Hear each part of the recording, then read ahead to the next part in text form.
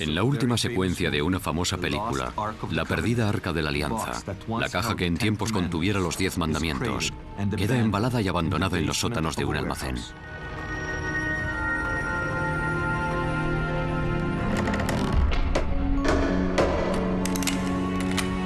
¿Y si la versión de Hollywood reflejara fielmente la realidad? Eso significaría que oculta en algún sitio existe una prueba tangible del relato que la Biblia denomina el Éxodo, la liberación de los israelitas de Egipto, guiados por el profeta Moisés. Pues aquí mismo, en este edificio, se conserva una imagen de oro de 3.500 años de antigüedad, realizada tal vez por un testigo del Éxodo bíblico, de la perdida Arca de la Alianza. Y la gente del museo no lo sabe.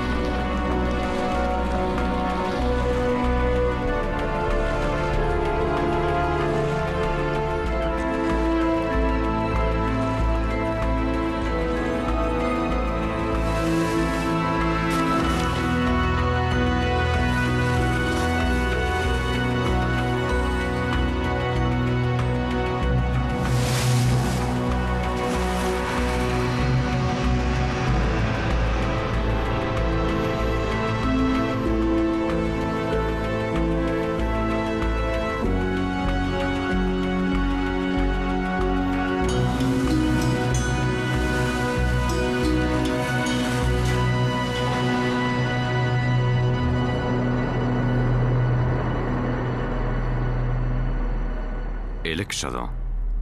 Durante milenios, la imaginación humana ha estado cautivada por la epopeya bíblica.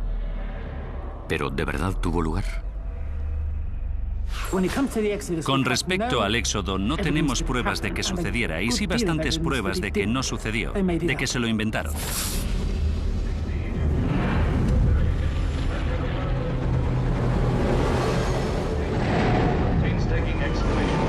Under 150 feet of sand and rock, they discovered the ancient tomb of Mentemhet.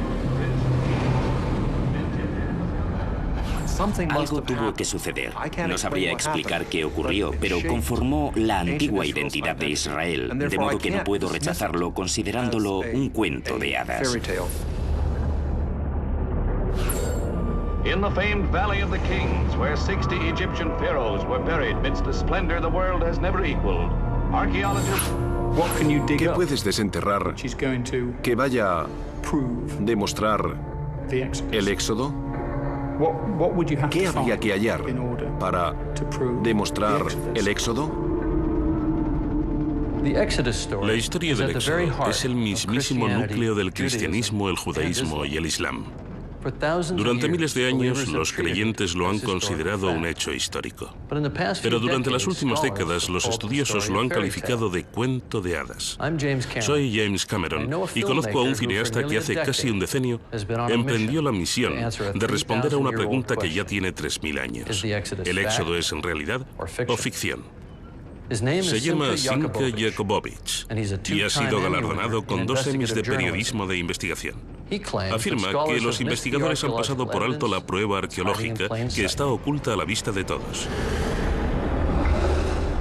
Y lo que es más, parece que ha cumplido su misión, ensamblando las piezas perdidas hace mucho tiempo del misterio arqueológico supremo.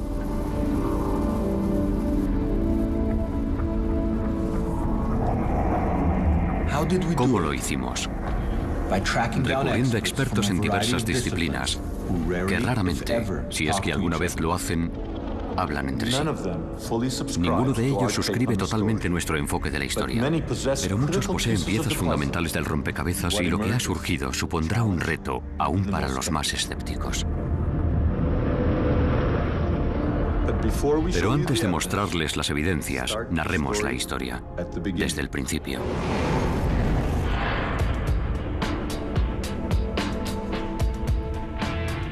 El relato bíblico comienza cuando el patriarca hebreo Jacob huye de la sequía que asola Canaán, en el Israel actual, y emigra a la tierra de la abundancia, el país de las pirámides, el antiguo Egipto.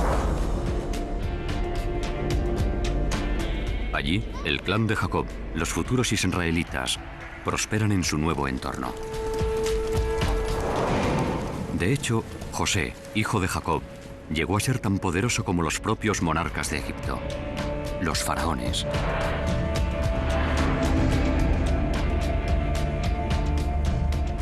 Y aún así, tras la muerte de José, su pueblo se ve esclavizado por los egipcios reinantes.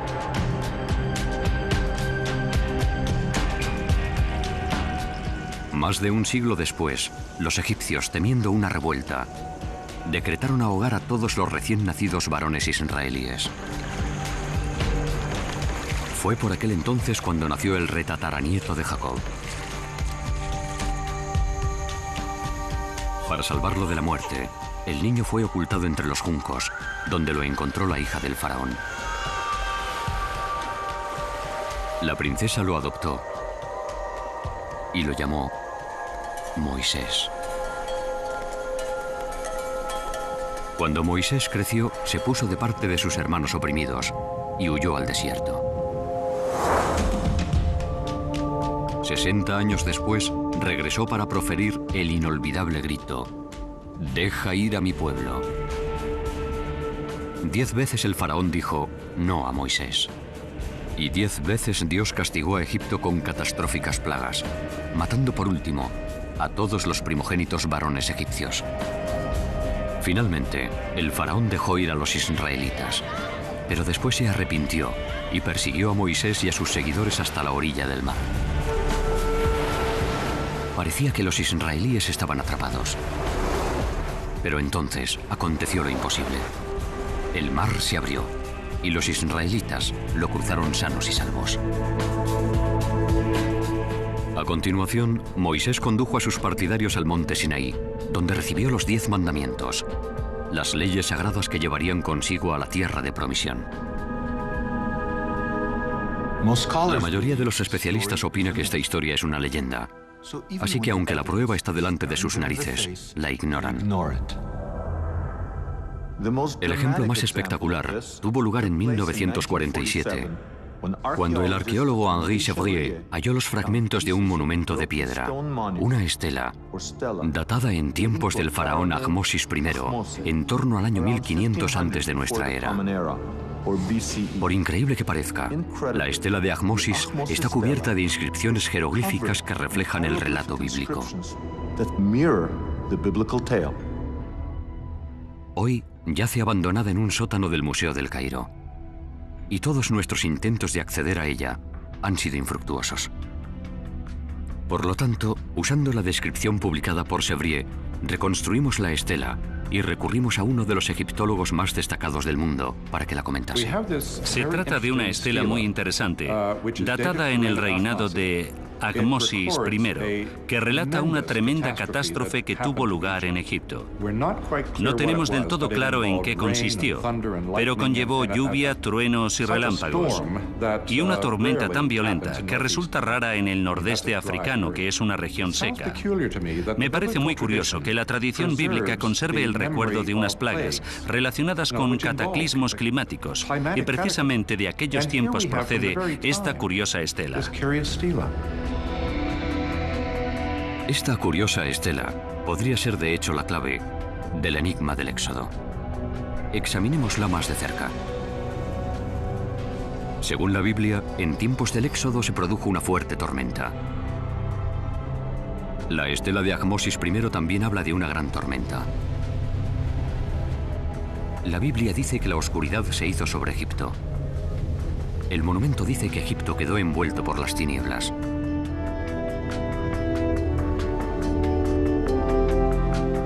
La estela dice también algo inusitado. Aunque los egipcios adoraban a numerosas deidades, en esta estela pone que la tormenta y la oscuridad tuvieron lugar cuando Dios, en singular, manifestó su poder.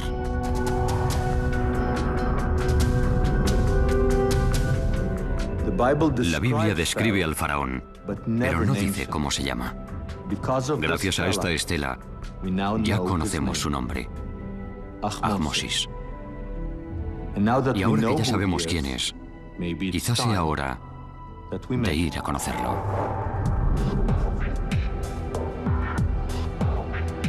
Estamos en el Museo del Cairo. Alberga las momias más famosas que jamás se hayan desenterrado. Hemos venido en busca del faraón Ahmosis, el hombre que, según creemos, es el faraón del Éxodo. Al principio no conseguíamos encontrarlo, pero sí dimos con su padre, Sekenenre Tao. Si estamos en lo cierto, este es uno de los faraones que oprimieron a los israelíes.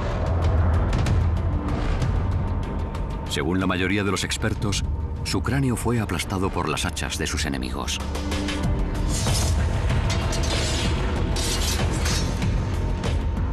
Tal vez esos enemigos fueran los israelitas, que destrozaron su momia al emprender su éxodo. Continuamos con nuestra búsqueda de Ahmosis. Resultó difícil localizarlo, ya que digamos que se había traspapelado. Pero sí que nos topamos con una de sus esposas, bajo un montón de porquería en uno de los talleres del museo. Hi, is it possible to reveal the wife of Ahmose? Just don't move it without supporting you.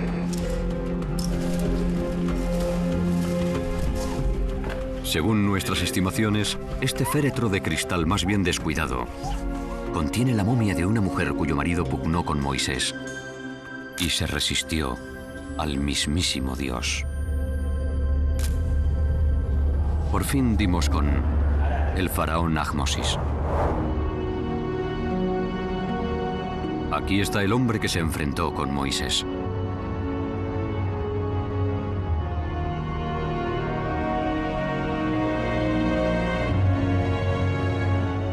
Es posible que el padre de Ahmosis se acordase del príncipe israelí con el que se había criado, y cuando puso a su hijo su nombre egipcio Ahmosis, la luna ha nacido, escogiera el nombre por hacer un juego de palabras.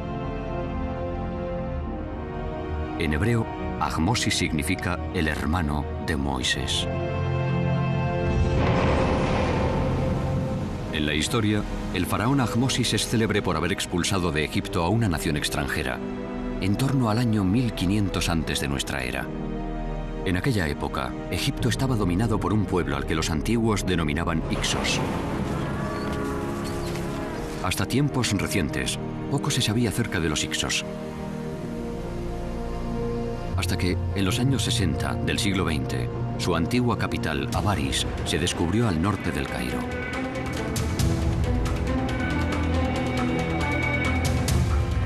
Nunca se le ha permitido a nadie filmar en Avaris. Para llegar allí, necesitábamos la cooperación de las autoridades egipcias. Les preocupa que, dada la delicada situación de Oriente Medio, el descubrimiento de artefactos bíblicos respalde las reivindicaciones territoriales del moderno Estado de Israel.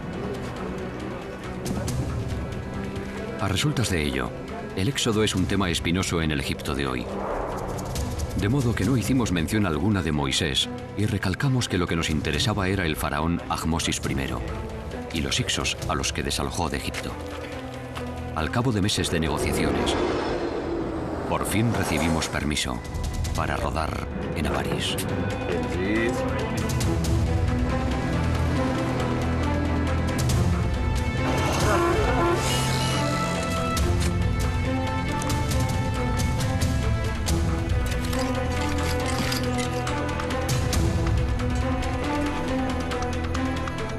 Esta es Avaris, una ciudad amurallada dominada por varios palacios. Hace 3500 años estaba rodeada por ramales del Nilo. Avaris fue descubierta por el profesor Manfred Wittak de la Universidad de Viena. Aunque hoy en día solo están a la vista unas pocas hectáreas, parece ser que en tiempos antiguos Avaris dominó la región. Avaris era en sí mucho más extensa. Tenía 250 hectáreas, así que de aquí hacia el este se extendía unos 2 kilómetros y de aquí a los bancales del sur hasta 1 kilómetro. En el periodo Hicso, esta era una de las residencias principales de los faraones egipcios. La historia egipcia dice expresamente que los Hicsos que gobernaron la poderosa Avaris eran semitas, como los israelíes, y que se marcharon en un éxodo multitudinario, denominado la expulsión de los Hicsos. En la Biblia tenemos la historia de los semitas que abandonan Egipto y se dirigen hacia el este de Egipto. Al mismo tiempo, independientemente de la Biblia, tenemos un relato acerca de los Hicsos expulsados de Egipto. Creo que sin duda alguna ambas narraciones están relacionadas, que están describiendo el mismo acontecimiento desde puntos de vista diferentes. Si la expulsión de los Hicsos y el éxodo bíblico son verdaderamente el mismo suceso, quizá podamos encontrar la tan buscada prueba de que el éxodo bíblico se produjo durante el periodo Hicso. Pero la mayor parte de los estudiosos dice que los Hicsos no pueden identificarse con israelitas, ya que estos salieron de Egipto, siglos antes del nacimiento de Moisés. Estos eruditos dicen asimismo que la cronología del antiguo Egipto no puede distorsionarse. Puedes jugar con las fechas de los egipcios, desplazarlas 10 años arriba o abajo, pero no puedes desplazarlas 50 o 100 años. Eso no es posible, y aún así mucha gente trata de hacerlo. Intenta ajustar la cronología para que cuadre con su idea preconcebida de la historia bíblica, y eso no puede hacerse. Pero quizá debamos hacerlo. ¿Y si los especialistas están situando el éxodo en un periodo erróneo? Imaginen la confusión si, en el futuro, los investigadores fecharan la Segunda Guerra Mundial en los años 90 del siglo XX. Jamás encontrarán pruebas de que realmente tuvo lugar. Actualmente, la mayoría de los expertos datan el éxodo en torno a 1270 antes de nuestra era, durante el reinado de Ramsés II. Pero algunos están comenzando a romper ese consenso. La Biblia nos da informaciones que podrían situar el éxodo unos 480 años antes de los primeros años del reinado de Salomón, es decir, a mediados del siglo XV a.C. Los cálculos del profesor Bimson trasladan el éxodo hasta en torno al año 1470 antes de nuestra era, a menos de un siglo de diferencia de las fechas en que tradicionalmente se data la expulsión de los Hicsos. Se encuentran demasiado próximos como para considerarse una coincidencia, con que tenemos una nueva datación para el éxodo. Alrededor del año 1500 antes de nuestra era. Los Hicsos y la expulsión de los Hicsos es a lo que nos referimos al hablar del éxodo. De acuerdo. Nuestra nueva fecha para el éxodo es 1500 antes de nuestra era. Y sabemos por la Biblia que los israelitas llegaron a Egipto unos 200 años antes de su éxodo. En el original hebreo, la Biblia llama a los israelíes el pueblo de Dios, o amo, Israel. Si acertamos con nuestras fechas, debería haber pruebas arqueológicas de la llegada de aquellos amo en torno a 1700 antes de nuestra era.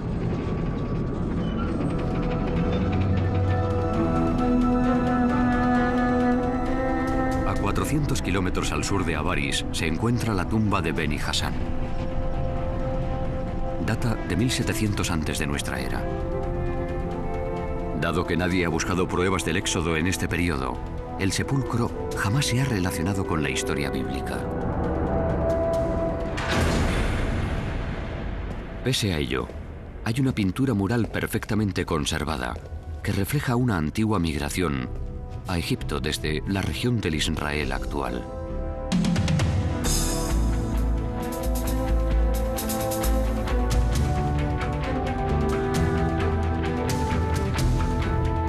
Como en la Biblia, en la escena aparecen semitas barbados, a lomos de burros, llevando a sus familias y sus rebaños a Egipto. Como los israelíes bíblicos visten túnicas multicolores. La inscripción jeroglífica de este muro llama a esta gente los amo, el pueblo de Dios. Buscando el lugar preciso, en el momento preciso, somos los primeros en reconocer una veraz instantánea de la migración de los israelitas bíblicos a Egipto.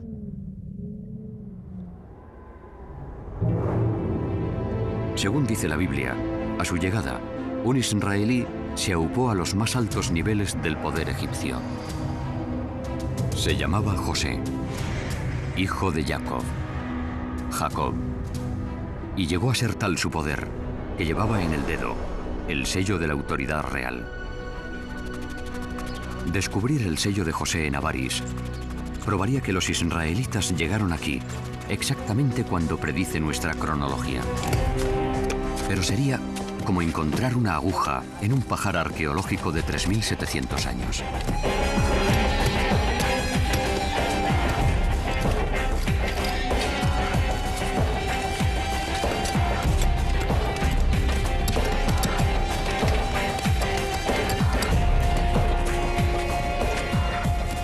Lo sorprendente es que el diminuto sello apareció precisamente en el estrato arqueológico que pronosticamos. De hecho, el profesor Manfred Vitak halló nada menos que 9 de los sellos usados por los funcionarios áulicos de José. En ellos está inscrito el nombre hebreo Jacob, el padre de José. Es muy extraño encontrar 9 sellos con el nombre Jacob grabado. Es un nombre bíblico, por cierto. Originalmente debía de estar montado en un anillo y se llevaba en el dedo. Y esto nos plantea un nuevo enigma. ¿De verdad es un enigma? No si usamos la cronología. Se trata del único caso en el que aparece un nombre hebreo en un sello real egipcio. Relaciona directamente a Avaris con la Biblia. Pero el profesor Vitak se guarda de utilizar la cronología bíblica. Se halla bajo la vigilancia constante del Consejo de Antigüedades Egipcias, que ha vedado el acceso público a Avaris.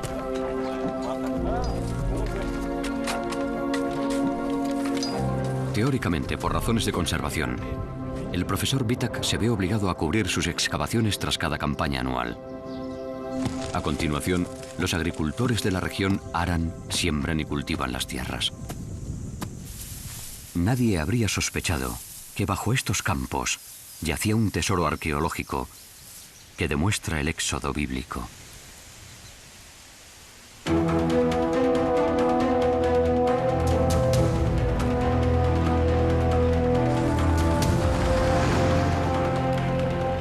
Ya que habíamos encontrado pruebas palpables de la llegada de los israelitas a Egipto y de su ascenso al poder, continuamos buscando evidencias de su caída y de la reducción a la esclavitud que los condujo al éxodo. En busca de tales indicios tuvimos que viajar a un lugar llamado Serabit el Hadim, situado a 400 kilómetros al sur del delta del Nilo, en pleno desierto del Sinaí.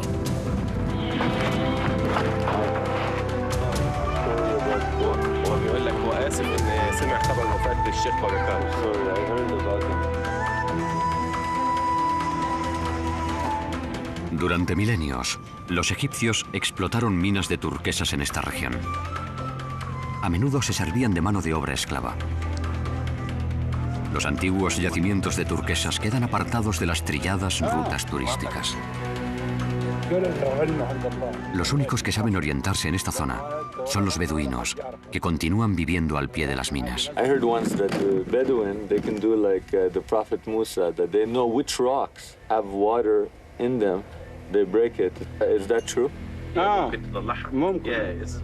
Llegamos, presentamos nuestros respetos al jeque y reclutamos a uno de sus hijos para que nos guiara.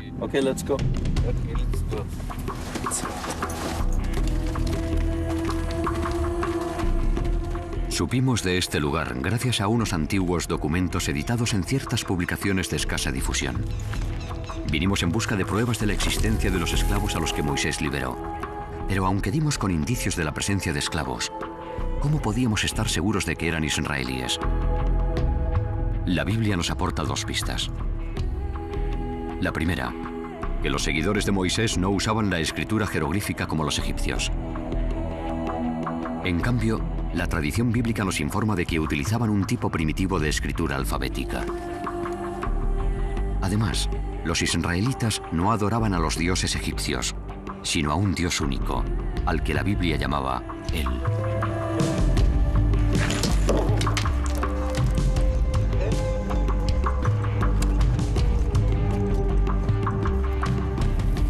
Para confirmar nuestra nueva cronología bíblica, Necesitábamos encontrar inscripciones alfabéticas, grabadas en piedra por los esclavos hace unos 3.500 años. Ni en sueños habríamos imaginado que también mencionarían al Dios bíblico, Él.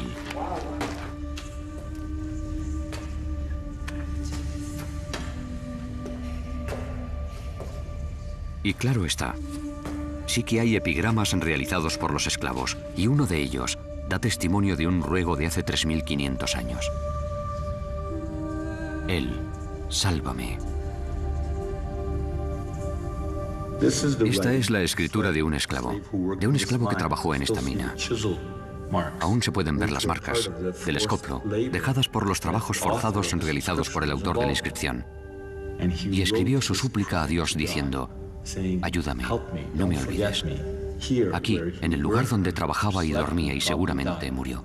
Y representa un momento increíble de la historia humana. No solo es el primer epigrama que deja constancia del nombre bíblico Él, sino que además se trata de la inscripción alfabética más antigua, o quizá de la segunda más antigua. Se trata de la base de la que surgieron el hebreo, el arameo, el griego, el latín, el inglés, el árabe. Todos ellos se basan en esta escritura.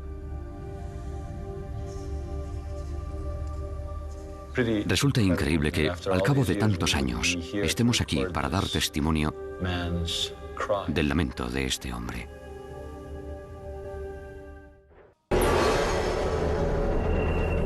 La estela de Ahmosis, las pinturas de la tumba de Beni Hassan, el sello regio de José y las inscripciones de los esclavos israelitas, todo ello parece indicar que alrededor del año 1500 antes de nuestra era tuvo lugar el éxodo de Moisés. Si nuestra datación es correcta, debemos tener en cuenta otro factor. En torno a 1500 antes de nuestra era, las gentes que habitaban la zona mediterránea experimentaron uno de los mayores cataclismos de la historia, una erupción volcánica en la isla de Santorini, en la Grecia moderna. Esta erupción podría ser otra pista crucial para descifrar el éxodo bíblico. Esta es la isla de Santorini, situada en el Mediterráneo, a 700 kilómetros de la costa egipcia. Es literalmente el cráter de un volcán. Hace unos 3.500 años, Santorini fue destruida por una de las peores erupciones volcánicas de la historia humana. Cuando erupcionó, el volcán acabó con la civilización minoica que había medrado aquí. Produjo una nube de cenizas de unos 40 kilómetros de altura por 200 de diámetro. El sonido de la erupción circundó la Tierra entre 10 y 12 veces.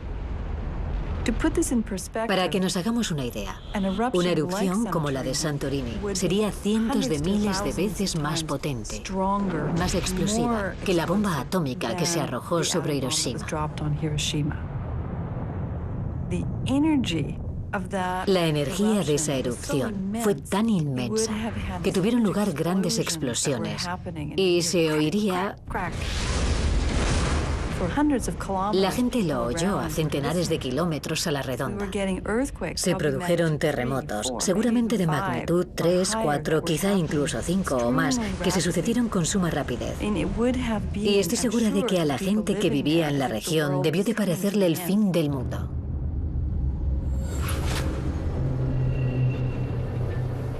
Con que quizá las catástrofes descritas por la Biblia, como las plagas, la oscuridad y la separación de las aguas, guardan alguna relación con la erupción de Santorini. Pero como todo cuanto tiene que ver con el Éxodo, fechar la erupción de Santorini en 1500 antes de nuestra era puede ser controvertido. Se ha discutido acerca de las fechas de la erupción del Santorini. Los vulcanólogos y los geólogos datan la erupción en torno a 1600 a.C., mientras que los arqueólogos tienden a hacerlo en torno a 1500 a.C. Al profesor Vitak, que excava en Avaris, no le cabe duda alguna de que puede fechar la erupción de Santorini precisamente en el momento en que situamos el Éxodo. Aquí aparece por primera vez piedra pómez procedente de la erupción de Santorini. Por lo tanto, desde el punto de vista arqueológico, parece más bien que la erupción tuvo lugar a principios de la 18ª dinastía, es decir, en torno a 1500 antes de nuestra era. La máquina cronológica de Jakobovich ya ha sincronizado a un faraón llamado Ahmosis, la expulsión de los Hyksos, el éxodo y la erupción de Santorini. Parece que por fin se ha descifrado el código del éxodo. Si Jakobovich está en lo cierto, ya podemos dar explicación a la base científica que subyace en el relato bíblico.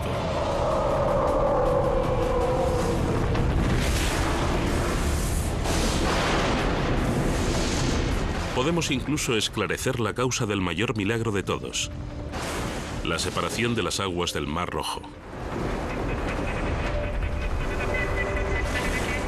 Así podemos trazar un mapa bíblico y descubrir el auténtico monte Sinaí, donde la historia del Éxodo alcanzó su clímax, cuando Moisés recibió los 10 mandamientos y los guardó en la hoy perdida Arca de la Alianza.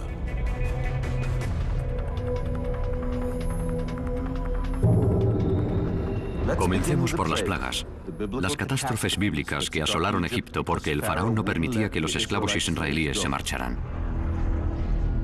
Hasta ahora, nadie ha dado con una justificación científica integral para las 10 plagas.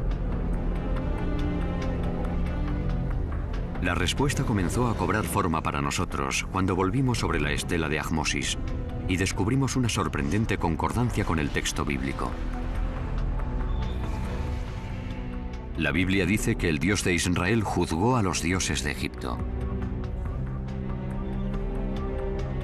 Y la estela nos confirma que las estatuas de los dioses de Egipto se desplomaron.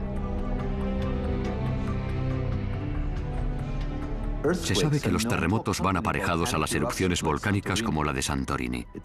Parece que tanto la estela como la Biblia describen las consecuencias de un seísmo. O, para ser exactos, lo que los científicos hoy denominan una tormenta sísmica.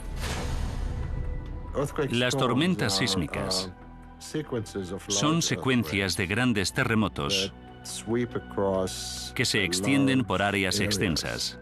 Y los mejores ejemplos son los del Mediterráneo oriental, donde tenemos pruebas históricas y arqueológicas muy antiguas.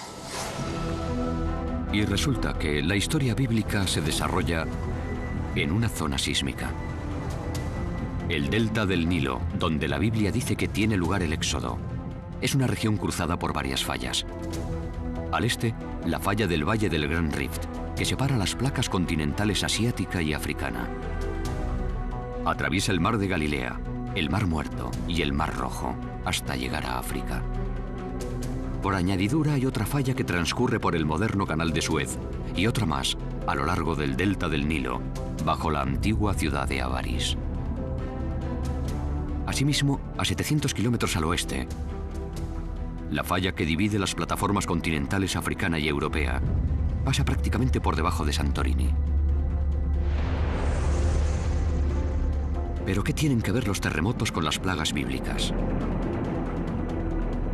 Bueno, comencemos por la primera plaga. Un terremoto no puede elucidar qué hizo Moisés para que las aguas del Nilo de repente se transformaran en sangre, ¿verdad? Pues lo cierto es que sí. Cuando provocan escapes de gas. Y no hace falta remontarse a hace 3.500 años para demostrarlo.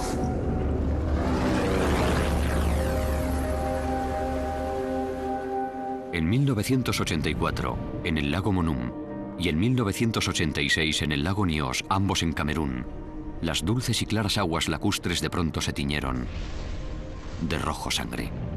El misterio quedó resuelto cuando el profesor George Kling puso en claro el fenómeno, al relacionarlo con un escape de gas subterráneo. Lo que ocurrió es que las aguas del fondo contenían una concentración muy alta de hierro disuelto. Y cuando se liberó el gas, el hierro de las aguas profundas emergió a la superficie, entró en contacto con el oxígeno y se formó hidróxido de hierro. En resumidas cuentas, herrumbre, lo mismo que ocurre con los coches, y ese orín es lo que originó ese color rojo, ese color pardo en la superficie del lago. En lo tocante a las plagas bíblicas a lo largo del delta del Nilo, hay muchos elementos presentes que podrían indicar una acumulación de gas. De modo que puede suceder que el gas subterráneo se encuentre atrapado en bolsas y los terremotos que se producen a lo largo de la falla liberen ese gas. Y dependiendo del tipo de aguas que atraviese ese gas, esas aguas podrían llegar a colorearse de rojo. Si el Nilo se tornó rojo sangre a resultas de un escape de gas, podría haberse desencadenado la serie de acontecimientos descritos en la Biblia. Lo primero que sucede en tales circunstancias es que el agua se ve privada de oxígeno y todos los seres vivos mueren. Entonces, los peces flotan en las aguas contaminadas y se pudren al sol. Las únicas que no mueren son las ranas. A diferencia de los peces, pueden salir a la orilla, y resulta que la segunda plaga bíblica son las ranas.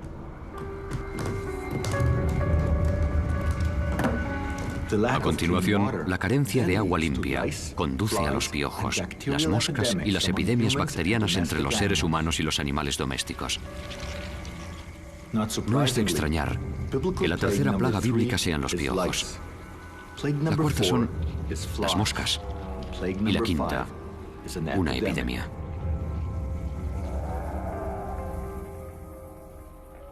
La sexta plaga es un sarpullido que cause tumores apostemados en los hombres y en las bestias. ¿Es posible que una fuga de gas provocada por un terremoto explique esta clase de brote? Retrotraigámonos al desastre que tuvo lugar en 1986 en el lago Nyos de Camerún. Por aquel entonces, los habitantes de las orillas del lago padecieron unos extraños forúnculos y escozores. El dióxido de carbono mezclado con el aire indujo a la gente una especie de coma, reduciendo la circulación sanguínea en la piel y causando los sarpullidos que la Biblia describe como la sexta plaga. A pesar de las 6 primeras plagas, según la Biblia, el faraón siguió negándose a liberar a los esclavos israelíes, por lo que Egipto fue atacado por la séptima plaga, el granizo. Y fue una granizada muy poco habitual, ya que cayeron hielo y fuego mezclados.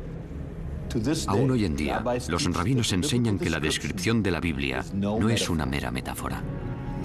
La séptima plaga fue el granizo, pero la Biblia describe la granizada de un modo inusitado. El granizo cayó mezclado con aish, con fuego.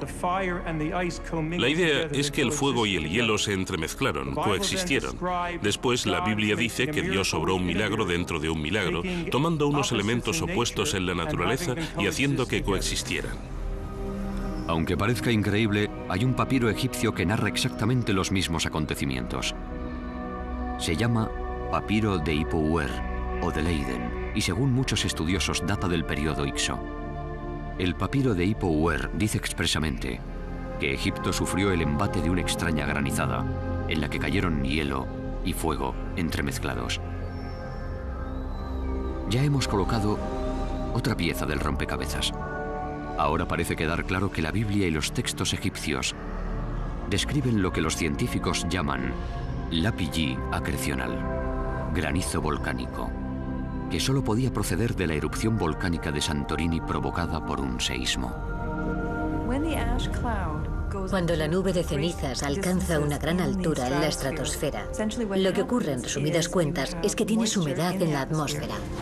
También tienes una gran cantidad de vapor de agua en la propia nube, de modo que pequeños fragmentos de cenizas y cristales llegan a formar un núcleo, algo muy similar a una piedra de granizo. En otras palabras, Egipto padeció una lluvia de fuego y hielo, tal y como cuenta la Biblia. Parece que los terremotos y las erupciones volcánicas y gaseosas subsiguientes explican nítidamente las 7 primeras plagas bíblicas. También esclarecen la octava plaga, las langostas. Las langostas migran en enjambres. Puede haber entre 40 y 80 millones de ejemplares adultos por kilómetro cuadrado. El frío provoca una caída de su temperatura corporal, lo que las obliga a aterrizar en masa. La granizada volcánica y los trastornos climáticos causados por la erupción de Santorini podrían haber obligado a las grandes nubes de langostas, tan comunes en esta región del globo, a posarse inopinadamente en Egipto. Al cesar la tormenta sísmica, la temperatura ascendió, y con ella las langostas. Exactamente como dice el relato bíblico. Ya aterrorizados por la tormenta sísmica y sus consecuencias, los egipcios iban a experimentar la última fase de la erupción de Santorini, o lo que la Biblia llama la plaga número 9, la oscuridad.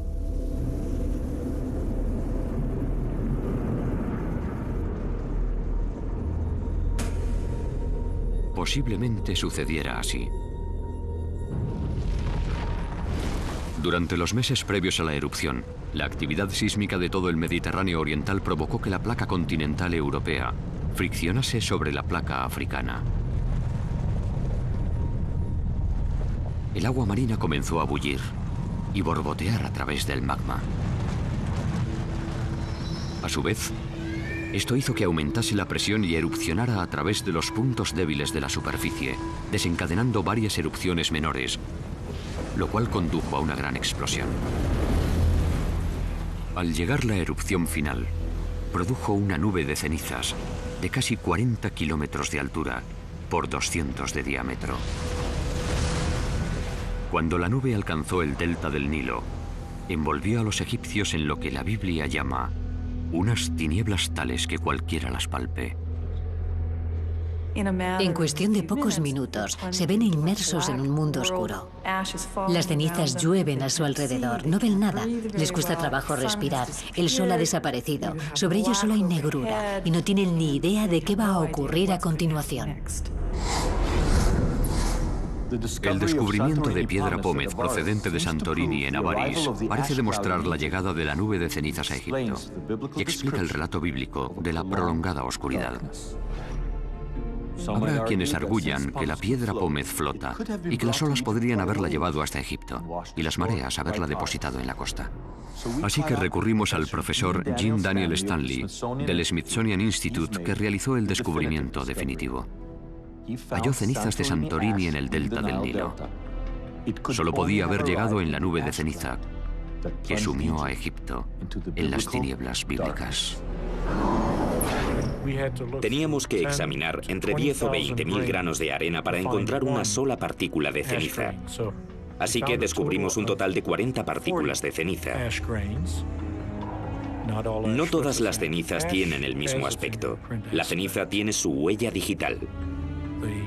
Las partículas de ceniza que hallamos en el norte y en el nordeste del delta del Nilo son partículas que llegaron procedentes de Santorini. Caben pocas dudas de que el relato del Éxodo y las descripciones del evento procedentes de Egipto, el polvo volcánico llegado a Egipto y los estudios geológicos que nos permiten ver, tocar, palpar y datar el polvo volcánico del Nilo, nos hablan de un mismo y tremendo suceso volcánico.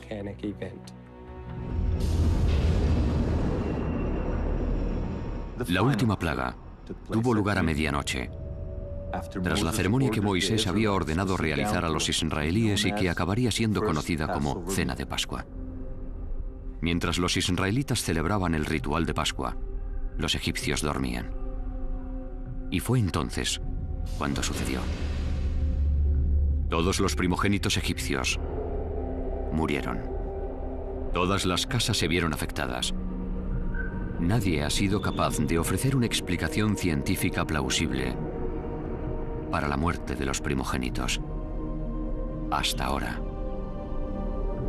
Según nuestra teoría, en este punto de la serie de acontecimientos que había comenzado 6 meses antes, la fuga de gas que había desencadenado la serie de plagas que se habían sucedido por fin entró en erupción. El dióxido de carbono debió de filtrarse a la superficie, y dado que es más pesado que el aire, mataría a los animales y a la gente que dormía antes de disiparse y volverse inocuo en la atmósfera. En caso de que les parezca una mera conjetura, tengan esto en cuenta. Así es como sucedió exactamente en 1986 en el lago Nyos de Camerún. La fatídica noche del 21 de agosto, los habitantes del lago Nyos se acostaron. No podían imaginarse que el dióxido de carbono, que había teñido el lago de rojo sangre, estaba alcanzando su punto crítico. Mientras los moradores de Nyos dormían, la capa superficial del lago contenía el dióxido de carbono como el tapón de una botella de gaseosa.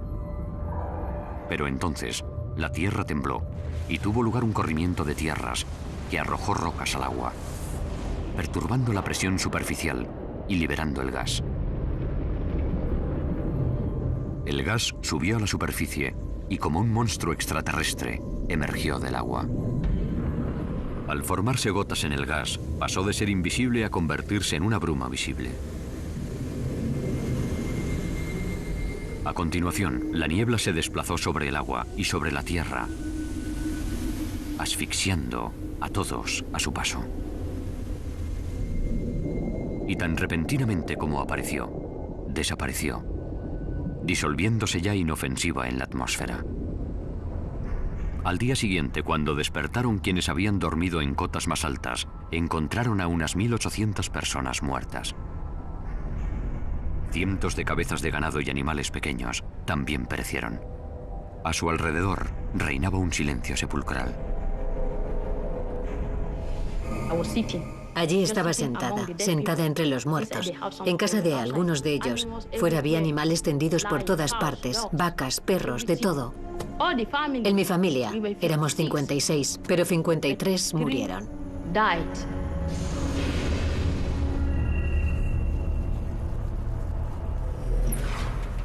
Tras la muerte de los primogénitos, el faraón acabó por transigir, permitiendo a Moisés que sacara a su pueblo de Egipto. Según la Biblia, lo que hizo rendirse al faraón fue lo selectivo de las muertes, el hecho de que solo fallecieran los primogénitos. Esta selectividad fue lo que le demostró que había sido obra del propio Dios. ¿Qué razón podemos dar a esto? Pues los primogénitos egipcios gozaban de una posición privilegiada. Eran los herederos del trono, de las propiedades, de los títulos y mucho más. Dormían en camas egipcias, pegadas al suelo, mientras que sus hermanos y hermanas dormían en las azoteas, los cobertizos y las carretas. Los israelitas, sentados mientras celebraban su primera cena de Pascua, no se enteraron de nada, mientras que el gas que se desplazaba a escasa altura asfixiaba a los varones privilegiados de Egipto que dormían en sus camas. Esta conclusión está respaldada por la arqueología. En Avaris, el profesor Manfred Wittak ha encontrado tumbas colectivas datadas antes y después de las fechas que proponemos para el Éxodo. Las tumbas más tempranas son clásicos ejemplos de antiguas epidemias que mataban a hombres, mujeres y niños.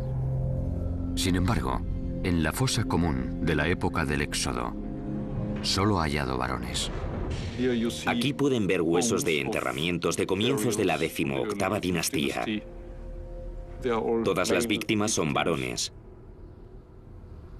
Por el tamaño de las sepulturas y el número de individuos que hay en ellas, creemos que la gente murió en una sucesión rápida y los fueron arrojando a la fosa, algunos boca abajo, otros de costado. Algunos enterramientos solo se encontraban a 20 centímetros de profundidad y apenas estaban cubiertos por un poco de tierra.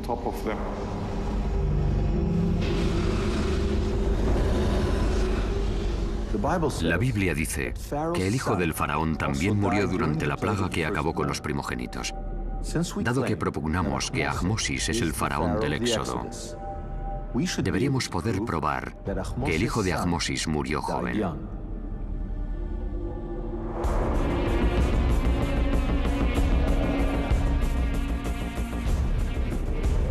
Buscando en el Museo del Cairo,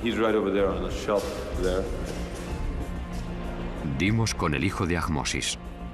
El príncipe había muerto prematuramente. Tan solo tenía 12 años.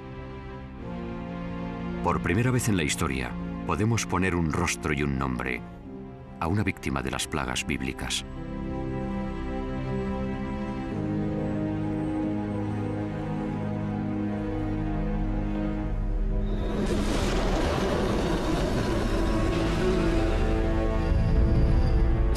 Parece que la Biblia, la geología y la arqueología narran la misma historia.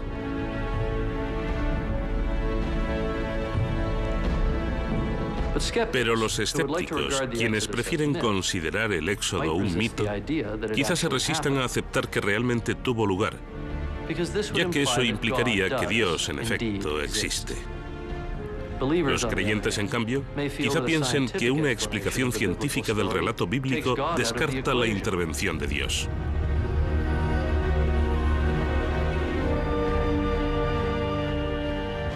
Pero en el libro del Éxodo, Dios no deja en suspenso la naturaleza, la manipula.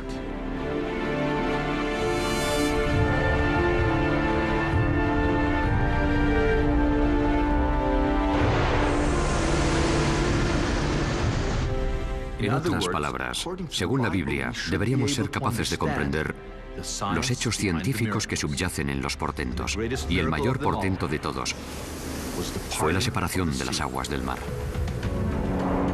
Tras la muerte de los primogénitos egipcios, el faraón permitió marcharse a los israelíes. Pero luego se arrepintió y fue tras ellos, hallándolos acorralados a orillas del mar. El texto hebreo llama a este mar Yam Suf. Y fue aquí donde sucedió el milagro. El mar se abrió. Los israelitas lo cruzaron y se pusieron a salvo. Y cuando las aguas volvieron, se tragaron a todo el ejército egipcio, volcando los carros y ahogando a los caballos y los soldados.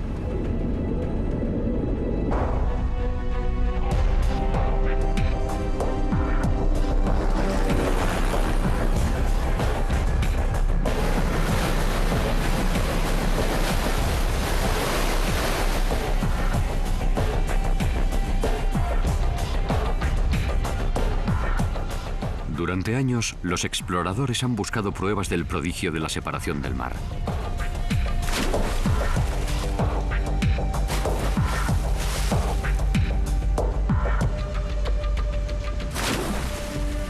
Han organizado expediciones arqueológicas subacuáticas en busca de antiguos carros, espadas y cualquier prueba de la existencia de un ejército egipcio ahogado.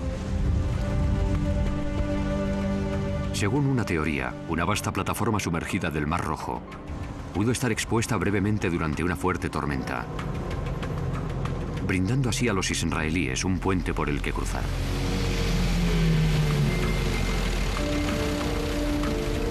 Sin embargo, la búsqueda siempre ha sido infructuosa. ¿Quién se iba a imaginar que en lugar de sumergirnos, debíamos ir en coche?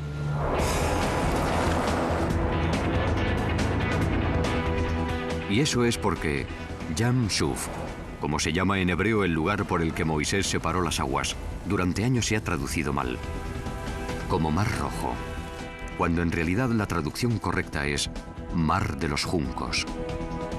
Y los juncos crecen en agua dulce, no en aguas salobres, y en los lagos, no en los océanos.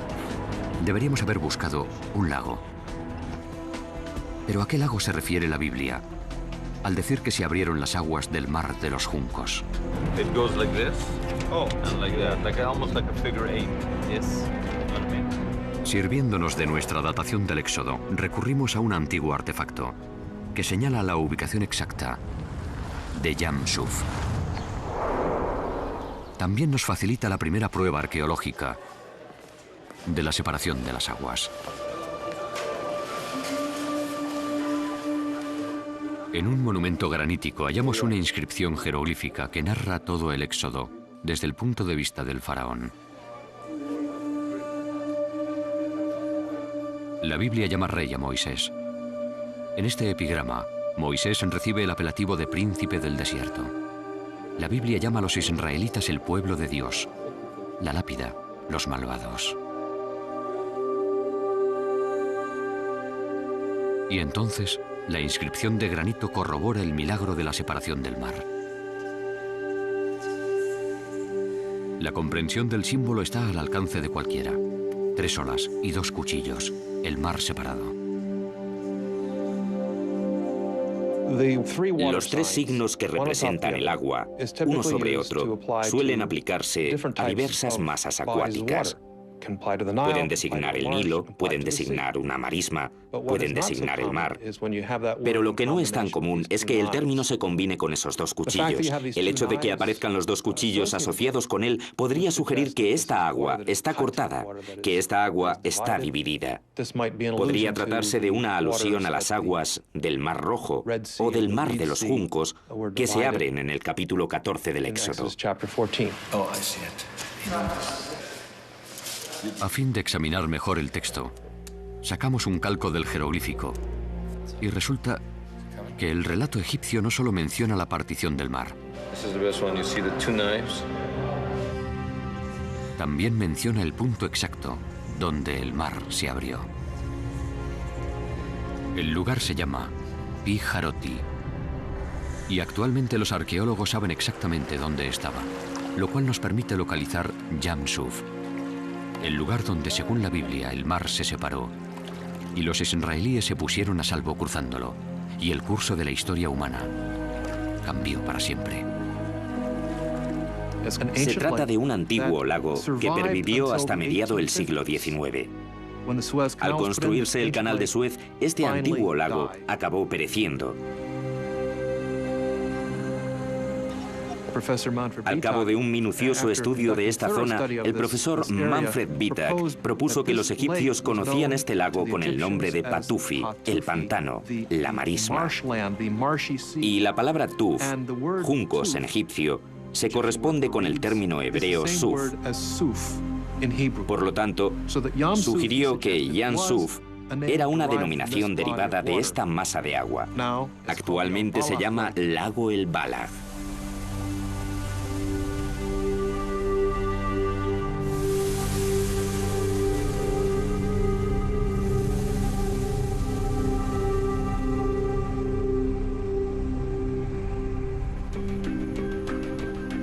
Bajo la siempre vigilante mirada de las autoridades egipcias, viajamos al lago El Balag,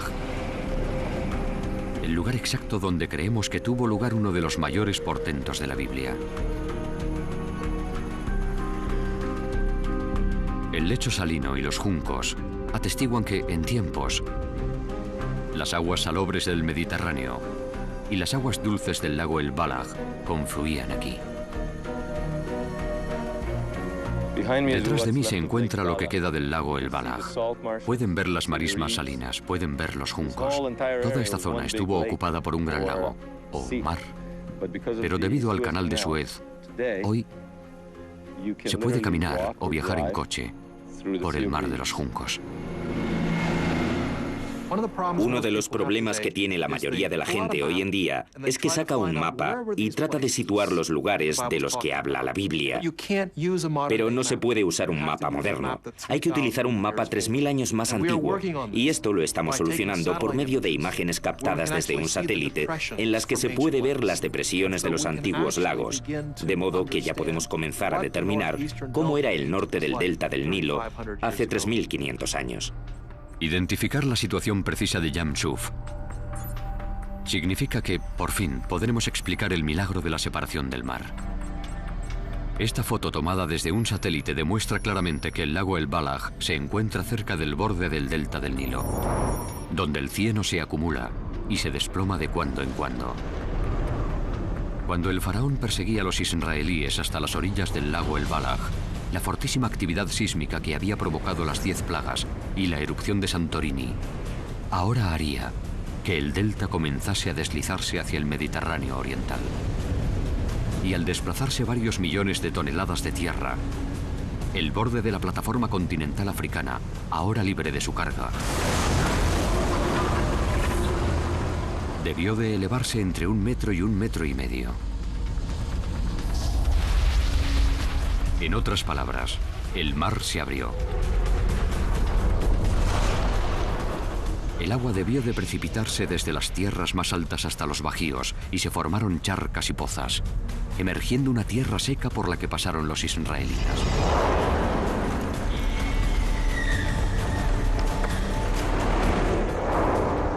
En aquellos momentos, la continuación de la actividad sísmica u otro hundimiento del delta provocaría un gran tsunami que rompería contra la costa. Tenemos constancia de estos maremotos en Turquía, donde erosionaron la costa, creando unos canales que se adentran hasta 50 kilómetros en tierra firme. Y para hacer eso con una costa, las olas debieron de alcanzar la mitad de la altura del Empire State Building, más de 200 metros. Y esa es precisamente la descripción que nos da la Biblia. Con que el tsunami se hubiera adentrado solamente 12 kilómetros en tierra firme, habría alcanzado el lago El Balag y engullido el ejército egipcio.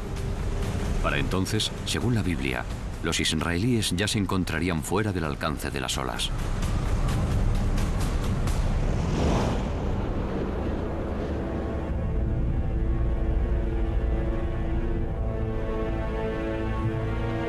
Resulta que algunos de quienes siguieron a Moisés a través del mar abierto y después hasta el monte Sinaí, no lo acompañaron hasta la tierra prometida.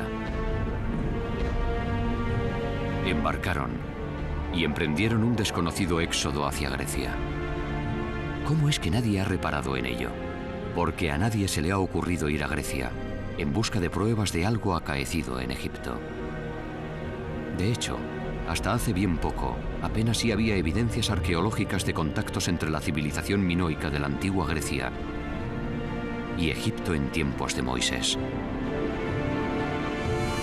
Todo eso cambió gracias a dos grandes hallazgos. El primero tuvo lugar en 1972, cuando excavando bajo las cenizas de Santorini, los arqueólogos realizaron un asombroso descubrimiento que relaciona esta región del mundo con el Éxodo. Hallaron unas insólitas pinturas murales de estilo minoico. Lo increíble es que en ellas aparece un mapa que traza el itinerario de un antiguo viaje entre Egipto y Grecia. La escena en su conjunto puede considerarse el primer mapa, el mapa más antiguo del mundo. El mapa es impresionante. Los colores conservan la viveza de hace 3.500 años. Representa un épico crucero de Egipto a Santorini. El viaje incluye una terrible tempestad en el mar. Retrocediendo aún más, vemos que los antiguos marinos dejaron atrás la fauna y las palmeras del delta del Nilo. A continuación, el trayecto sigue río arriba y finaliza en una ciudad mágica, situada en una especie de isla fluvial. La misteriosa ciudad está rodeada por unas altas murallas y en ella hay edificios de varias plantas, elegantes damas que se asoman desde las azoteas y un próspero puerto. En aquella época, en Egipto solo había un puerto que encaje con la ciudad del mapa: la fabulosa Avaris. Hasta finales del siglo XX, no se hallaron pruebas arqueológicas de contactos entre Avaris y los minoicos de Santorini. Pero entonces, en 1992, se descubrieron en Avaris unas pinturas minoicas perfectamente conservadas, que demostraron que, en tiempos bíblicos, la urbe no solo estaba poblada por israelitas, sino también por gentes procedentes de la antigua Grecia. La mayoría de la gente no se da cuenta de que no solo hubo contactos entre el mundo minoico y los egipcios, sino que además fue una relación muy intensa. Contactos en el comercio, transmisión de ideas. Los egipcios consideraban a los minoicos la única civilización verdaderamente civilizada, aparte de la suya. No tenían una presencia militar en Egipto, en realidad su presencia era comercial. De modo que ya sabemos que existía un contacto íntimo entre Grecia y Egipto en tiempos del Éxodo. Por lo tanto, es perfectamente razonable suponer que algunos seguidores de Moisés procedían de la zona de la antigua Grecia. Y es bastante posible que algunos de ellos regresaran a Grecia tras el Éxodo.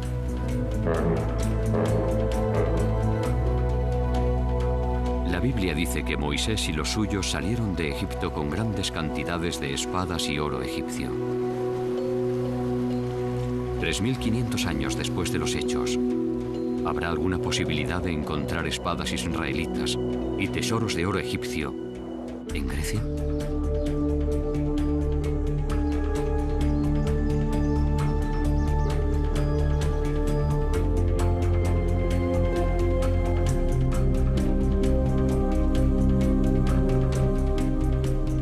Esto es Micenas, situada a 50 kilómetros de la Grecia continental. En 1876, el famoso arqueólogo Heinrich Schliemann, el descubridor de Troya, efectuó en Micenas un hallazgo que conmovió al mundo. Dio con tumbas de 3500 años de antigüedad. Los sepulcros son asombrosos. Cuentan con largos pozos que desembocan en cámaras abovedadas. Se construyeron al pie de una montaña, de silueta piramidal.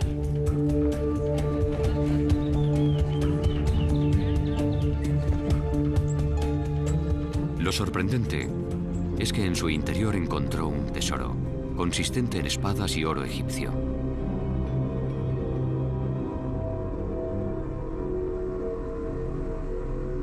Schliemann creyó que el oro pertenecía a Agamenón, el personaje homérico que suscitó una guerra contra Troya a causa de la hermosa Helena.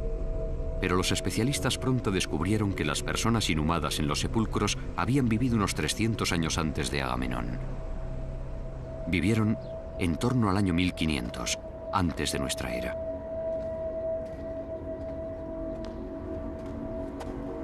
¿Es posible que aquí yacieran algunos de los seguidores de Moisés?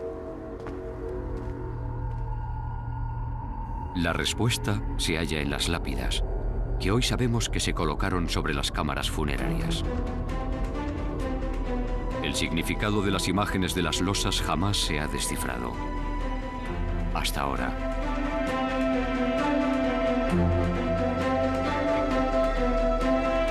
Si preguntas a los estudiosos, ¿qué es esto?, te dicen, bueno, parece una cacería, pero no hay ningún animal. Parece una batalla, pero no hay gente luchando. Observémosla y veremos de qué dan fe en realidad las losas sepulcrales de Micenas, si las contemplamos con sencillez y sin prejuicios ni ideas preconcebidas. Casi me entran ganas de susurrar. Es una especie de secreto, ya que nadie se da cuenta de que se trata de una película de 3500 años de antigüedad, por así decirlo. Son 3 fotogramas de la separación del mar, y no lo saben. No lo saben. Pero fíjense, está clarísimo. En el primer fotograma se ven olas arriba y olas abajo. Están viendo literalmente la división del mar. Y este hombre va en un carro persiguiendo a Moisés, que lleva un báculo. Este es el primer fotograma. Y aquí tienen el segundo fotograma de la película. El agua forma remolinos. Y miren lo que ocurre aquí. Todo el mundo cree que el hombre del cayado es el derrotado, pero en realidad se ha dado la vuelta. Se ha dado la vuelta. Se está encarando con su enemigo. Se encuentra en un terreno más alto. Y este otro hombre está en un nivel más bajo. Y miren, se aproximan unos muros de agua. Y en el tercer fotograma, que se encuentra en otro museo, aún más oculto, verán a este hombre volteado, que el agua lo está sumergiendo, que los caballos están derribados. Y así finaliza la historia. ¿Pero qué dicen los expertos? En cuanto a este ejemplo, tenemos 2 opciones principales. O se trata de un guerrero en una escena bélica, y él es el enemigo, y persigue a su enemigo que trata de escapar con la espada en la mano. Y la segunda alternativa podría ser una carrera de carros. Este hombre se trata de una especie de Juegos Olímpicos antiguos. Este hombre es un juez, y este otro está compitiendo. Él empuña una espada también. Y él empuña una espada. No tiene mucha pinta de espada. A mí me parece más bien un báculo. Sí. En este caso, es una representación abstracta. No es una imagen naturalista con que no podemos decir gran cosa. Para comprender lo que está ocurriendo aquí, lo único que hay que hacer es tomar esta imagen tridimensional que se ha reducido a una sola dimensión y darle volumen. Y lo que obtenemos es la historia bíblica.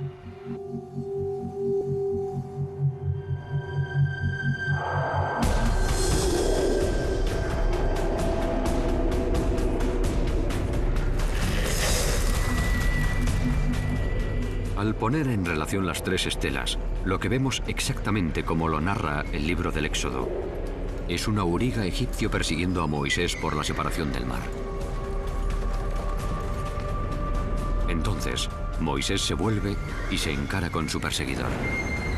Unos muros de agua se alzan y se precipitan sobre los egipcios. Finalmente, el auriga, el carro y los caballos quedan sumergidos.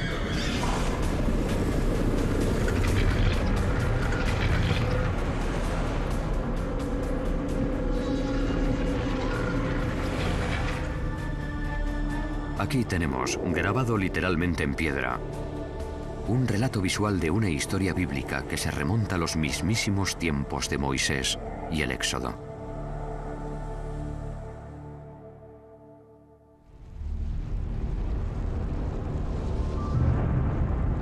La actividad sísmica que posibilitó a los israelitas cruzar el mar habría provocado que el gas y el petróleo que abundan en esta zona se incendiaran. Lo que Moisés y los suyos debieron de ver, tal y como dice la Biblia, es una columna de humo de día y una columna de fuego de noche que los guiaba hacia el desierto.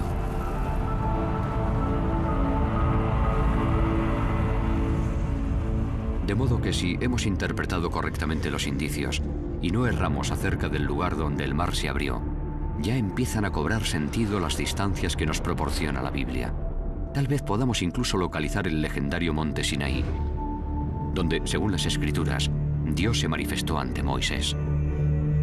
Muchos arguirán que identificar el monte Sinaí equivaldría a corroborar el relato bíblico.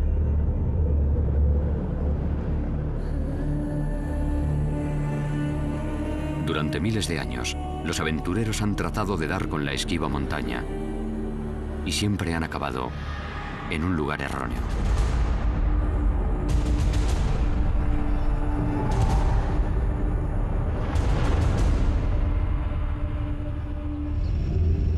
El monte Sinaí más conocido alberga un monasterio cristiano del siglo III. Se trata de una elevada montaña situada al sur de la península del Sinaí. Y aquí es a donde acuden en masa los turistas. El lugar solo tiene un problema. No reúne un solo criterio bíblico. Queda muy a trasmano de las principales rutas que atraviesan la península. No está nada cerca de Israel, a donde se dirigían los israelitas. No existe un solo llano donde pudieran acampar cientos de miles de israelitas. Y dado que el terreno es granítico, apenas si hay vegetación para alimentar a los rebaños, ni agua para las personas. Con que, ¿dónde está la montaña de Dios? Al seguir a Moisés por el desierto, solo pudieron seguir una de las 4 rutas principales. La septentrional, la meridional o alguna de las 2 centrales. La Biblia dice expresamente que no fue la ruta del norte.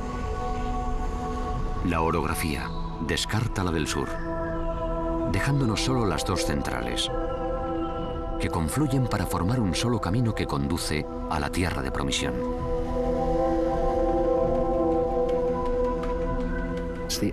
Es el único itinerario posible, ya que al sur de la ruta hay unas montañas peligrosas y al norte hay una zona desértica con dunas.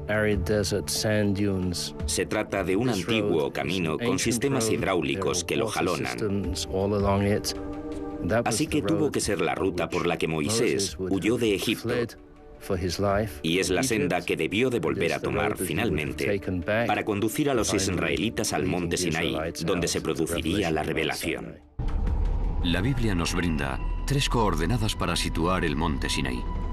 Primera, según el itinerario bíblico, El monte Sinaí se encuentra a 14 jornadas de marcha de un lugar llamado Elim. Elim hoy puede identificarse fácilmente con un lugar situado al sur del lago El Balaj, que hoy se llama los manantiales de Moisés. Si una muchedumbre no puede avanzar más de 15 kilómetros diarios, podemos trazar un arco que nos adentre 210 kilómetros en el desierto. Esto nos da nuestra primera coordenada. El Éxodo, en su capítulo 3, versículos 1 y 2, dice que Dios se manifestó ante Moisés en forma de zarza ardiendo en el monte Sinaí. En aquellos momentos, Moisés estaba pastoreando las ovejas de su suegro, sacerdote de Madián. Por consiguiente, el monte Sinaí tiene que encontrarse en la zona de pastos de los madianitas. El problema es que los madianitas vivían en Arabia Saudí, no en la península del Sinaí, salvo en un lugar llamado Timna.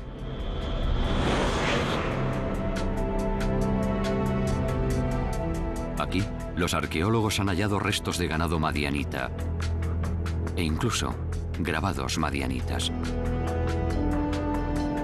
Si Moisés estaba apacentando un rebaño madianita en el Sinaí, este es el único lugar donde pudo acampar. Y, teniendo en cuenta las prácticas pastoriles de la región, el monte Sinaí no puede estar a más de 45 kilómetros de Timna.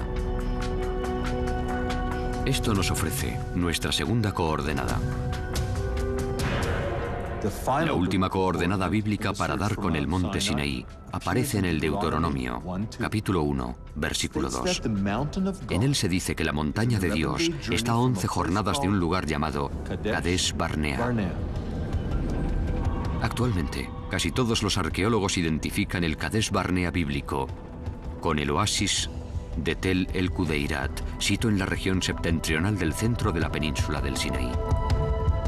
Usando como antes los 15 kilómetros por jornada como medida, ya podemos trazar nuestro último arco en el desierto, 165 kilómetros desde Kadesh Barnea, lo que nos deja un área muy pequeña que concuerda con todas las coordenadas bíblicas. No obstante, pese a su reducido tamaño, en ella hay muchas montañas. Pero hay una pista que podría ayudarnos a precisar de qué pico se trata.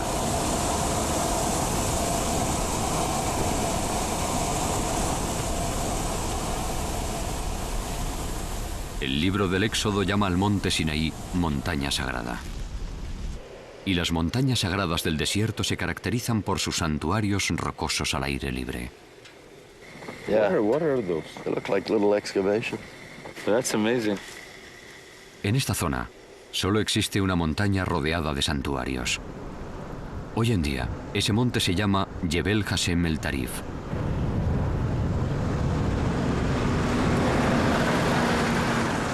Very distinct, that second piece, okay? Right there.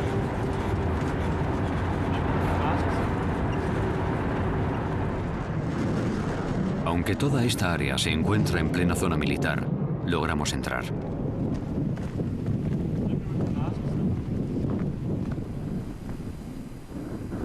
Esta montaña reúne perfectamente todos los requisitos del monte Sinaí.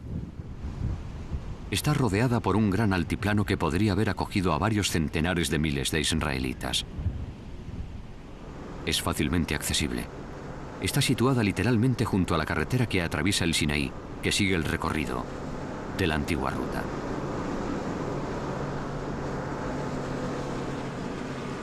La montaña no es muy elevada. Tan solo se alza 200 metros sobre el nivel de la altiplanicie, aunque destaca mucho. Se puede divisar desde lejos y lo que la hace única es que está rodeada por la mayor concentración conocida de santuarios al aire libre que hay en el desierto. Si no nos equivocamos, hará unos 3.500 años, Moisés subió a esta montaña y recibió los 10 mandamientos en su cumbre. Pero no se nos permite aproximarnos más. Nuestro equipo de cámara profesional desentona enormemente en una zona militar. El ejército egipcio nos prohíbe continuar. No podemos subir a la montaña para confirmar nuestra teoría de que este es el Sinaí.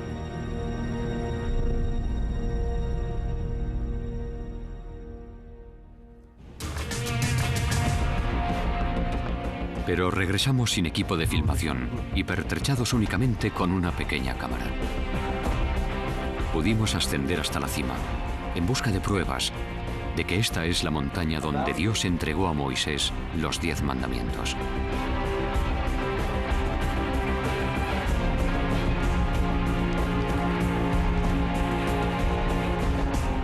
Pero ¿qué habría que encontrar para demostrar que se trata del monte Sinaí?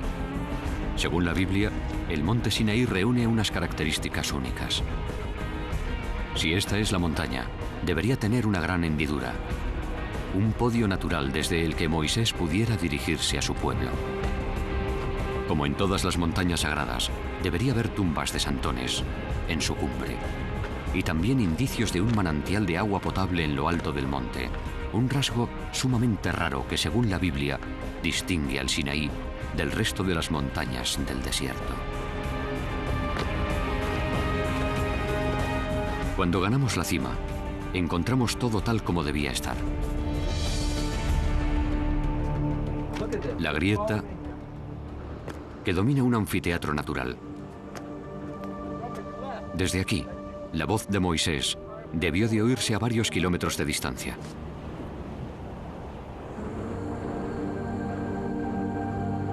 Y aquí están los sepulcros. Cada uno forma un círculo de unos 6 metros de diámetro y están construidos formando una plataforma. Todos ellos pueden ver la cámara funeraria, la cámara mortuoria, y está muy bien edificada y techada. Y lo más extraño de todo. Fíjense. ¿Ven eso blanco? Al parecer en tiempos hubo una fuente en la cima del monte. Esto es travertino, lo cual significa una acumulación de calcio que se produce en determinadas condiciones de humedad, lo que indica que antiguamente aquí hubo un manantial. Hallar algo así en la cumbre de una montaña es bastante inusitado. Los restos de un antiguo fontanal. Sí, es algo extraordinario.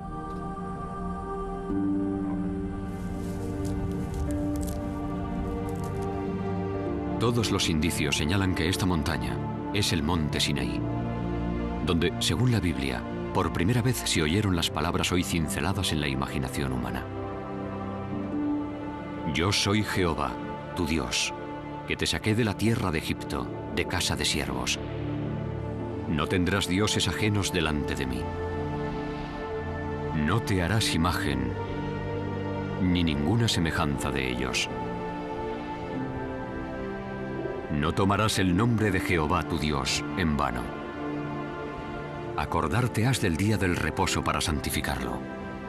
Honra a tu padre y a tu madre. No matarás. No cometerás adulterio. No hurtarás. No hablarás contra tu prójimo falso testimonio. No codiciarás la casa de tu prójimo. Y no codiciarás la mujer de tu prójimo.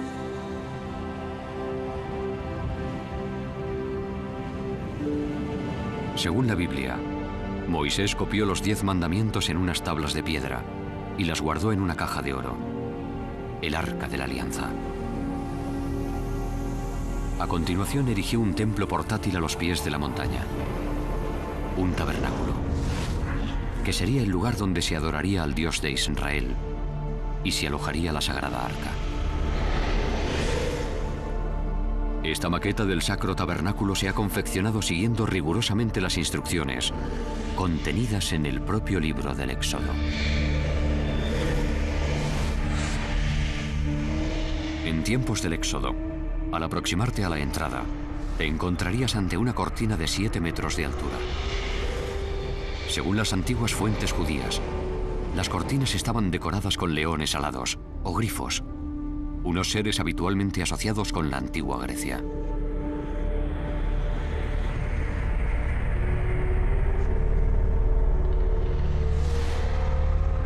Tan solo los sacerdotes estaban autorizados a entrar en el atrio.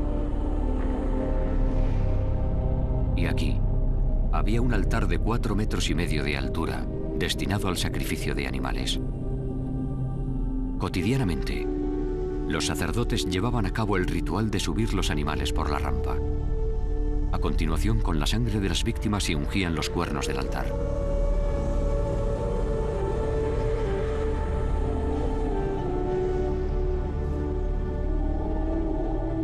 Al fondo del atrio se encontraba el tabernáculo, la casa de Dios.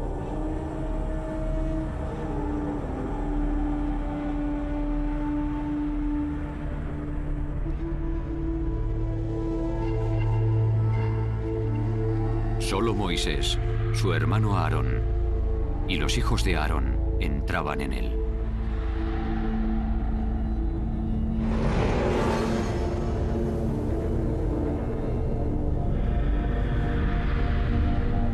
Aquí, tras otro tapiz con figuras de grifos bordadas, se encontraban los útiles de oro dedicados al culto.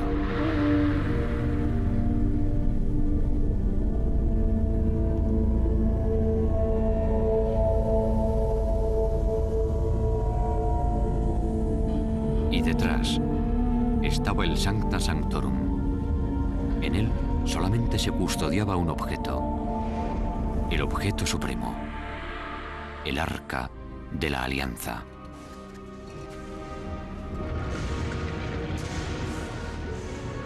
Nadie sabe con exactitud cómo era el Arca de la Alianza. La Biblia afirma que fue diseñada por el propio Dios para albergar los 10 mandamientos.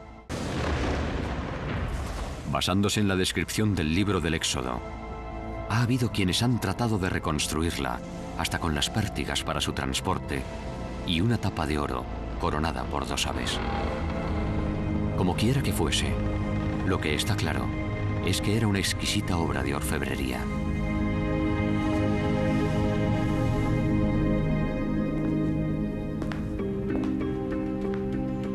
La Biblia dice que la tribu de Dan ayudó a fabricar el arca de oro. Es una mera coincidencia que Homero llame a las personas enterradas en Micenas Danoi. Es posible que entre los objetos de oro hallados por Schliemann en Micenas haya una imagen del arca realizada por los danitas que confeccionaron la caja que en tiempos contuviera los 10 mandamientos.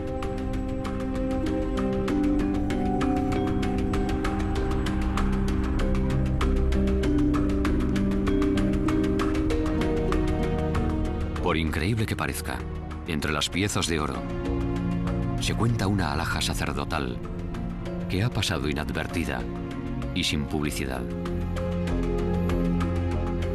Hasta ahora, los expertos han supuesto que es la representación de un solo objeto. Pero creemos que se trata de una imagen realizada hace 3500 años de 3 objetos legendarios vistos de frente.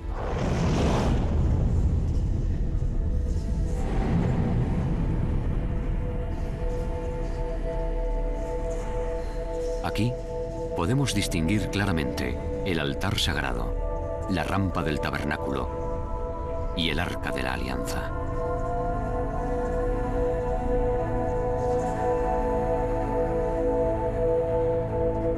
Al fin, sabemos cómo era el arca de la alianza.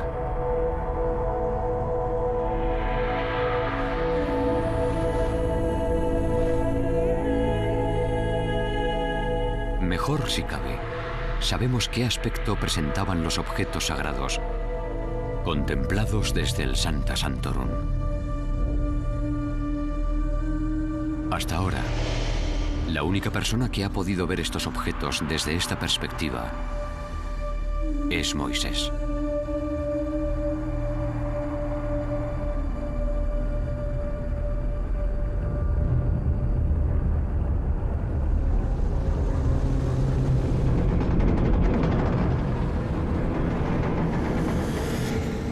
Al comienzo de este viaje nos hacíamos esta pregunta. ¿El éxodo bíblico es en realidad o ficción? Creo que se han aportado datos convincentes que avalan que el éxodo es un hecho histórico. Se nos han mostrado por vez primera antiguos jeroglíficos y epigramas que representan la separación de las aguas. Se han explicado las plagas bíblicas y las pruebas arqueológicas y geológicas de que realmente tuvieron lugar. Hasta hemos ascendido al auténtico monte Sinaí. Y por último, Jakobovich ha revelado el que seguramente sea el descubrimiento del milenio, una imagen de oro del Arca de la Alianza. Pero creo que debemos concluir nuestro viaje, tal como lo emprendimos, con una pregunta. ¿Todo esto ocurrió a resultas de unos tremendos cataclismos geológicos desencadenados exclusivamente por la naturaleza? ¿O los terremotos, los volcanes y los tsunamis se debieron a la intervención divina, cuando Dios decidió liberar a una nación de la esclavitud y forjar una nueva alianza con la humanidad?